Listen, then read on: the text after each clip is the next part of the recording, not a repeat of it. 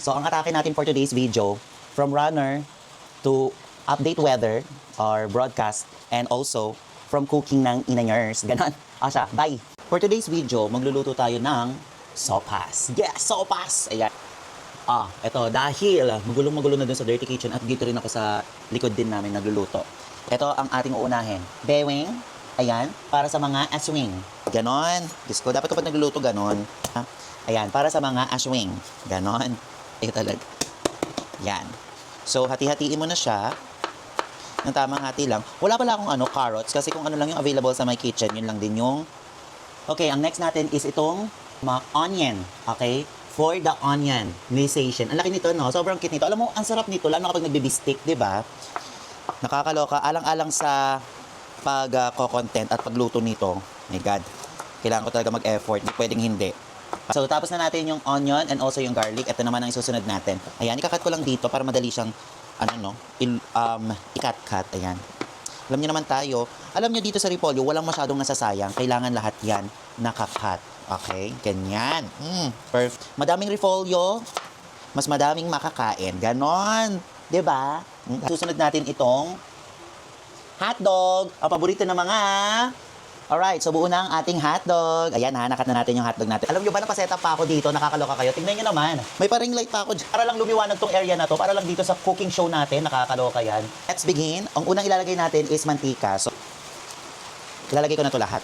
Kasi pag naluto din to, ganun din naman. Alam mo kung bakit? Kaya ako siya pina-fried. Kasi para mas bumango siya, lumabas yung aroma. Opas, ito na, ibabawang na natin siya. Pagsasama-sama na natin lahat, total nandun naman na siya sa tamang... And the bawang. Lumalabas na yung tunay na amoy niya, tunay na aroma, lalagyan natin siya ng tubig. Yan, tubig yan, tubig. Sabaw, di ba? Yan. Ayan, bumubukal-bukal na siya, girl. Lagyan natin siya ng chicken nor cubes. Yan, chicken nor cubes. Baka naman, gano'n guys ng sopas. Kung iba yung strategy nyo magluto ng sopas, manahimik ka. Charot. Mapang-away. Nangangamoy na siyang pasopas na, no? Pepper, pampabango lang naman to. Yan. Mamaya sabihin na naman nung kakain nito, masyado ko daw sinarapan. Galit daw ako sa pepper, sabihin nila. Masasampal sila.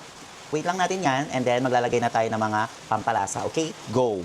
So, lagyan na natin siya ng konting asin and betchin. Guys, hindi ako naglalagay ng magic sarap kasi sumasakit yung tiyan ko. Ewan ko ba't ganun. Bumubukal-bukal na siya, guys. So, lagay na natin dito yung Jerry's evaporada.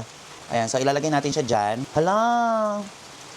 Nasasarapan na ako sa kanya, nagkukulay na siya.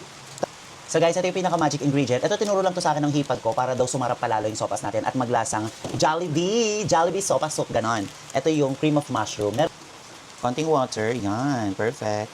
Ayan, so kapag nahalo-halo natin yung cream of mushroom, shout out kay Jana Jean Cayas, ayan, sa hipag ko. Siya nagtupas, sopas ng ina mo. Charot. O siya, grabe ang sarap na niya, girl! Nagki-creamy na siya, at the same time, naglalasang Jollibee na siya. So, lalagay natin dito yung egg, yan.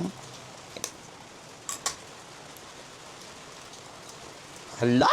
Lagyan natin tong hotdog. Hotdog. Grabe naman, pati yung hotdog may galit sa akin. Charot.